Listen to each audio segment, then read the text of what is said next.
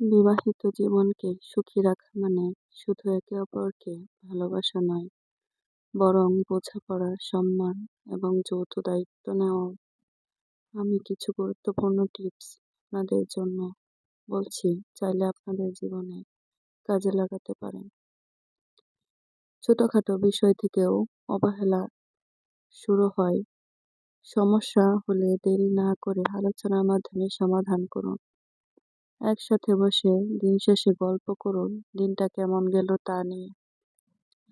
একে অপরকে সম্মান করবেন, নিজের মতামতকে ঠিকমতো প্রকাশ করুন, কিন্তু অন্যজনের মতামতকেও গুরুত্ব দিন। সময়ের মানে বোঝা, একে অপরের জন্য কোয়ালিটি টাইম রাখা, সুখে দুঃখে একে অপরের পাশে থাকা, সমস্যা বা চাপের সময় একে অপরকে আক্রমণ না করে বোঝার চেষ্টা করা। টাকা ও বাজেট নিয়ে স্বচ্ছতা, আর্থিক বিষয়ে খোলাখুলি আলোচনা করা।